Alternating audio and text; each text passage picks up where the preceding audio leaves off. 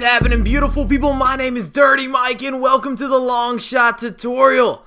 And if you guys enjoy this type of content, drop a like, pass it around the community, show your friends so we get it going out to a much larger audience. And I'm covering the deep finesse shot. We've got the distance OP across the body and then the normal dipping shot that I want to touch on just briefly. And before we get into all the clips, we get into the FIFA goodness. You guys need Ultimate Team coins, UT coins for you down below in the description. Use the code MICHS09, MICHS09 in order to get an additional 5% off on every single purchase.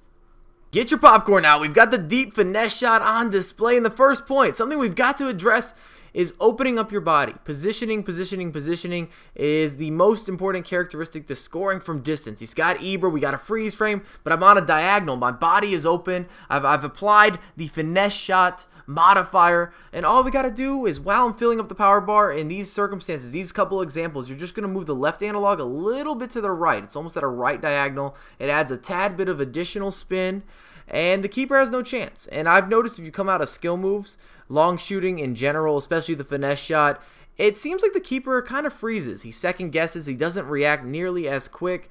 And when that happens, you're going to score goals. It's going to look kind of silly. This little bounce right before it gets to the keeper, it works. Anytime I see that happening, I know I'm going to score goals.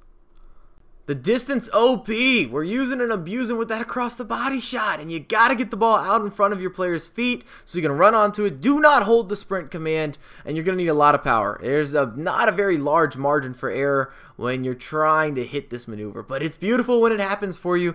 You're going to need over 3 bars, but don't go all the way, otherwise it's just going to sky high. It's going to fly over everything.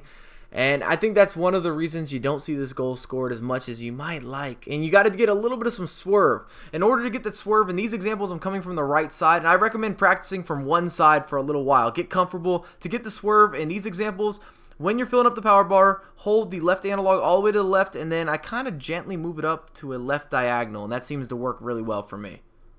Lastly, we have the dipper, and this is the easiest way to score from outside the box, especially in that medium range from 22 to 28 yards. Still works from 30 plus without too much trouble. Look at Cavani. He unloads. He unleashes into the back of the net, and you're going to need at least 3 bars of power, even from close distances, because you need to have that little extra bit of dippage.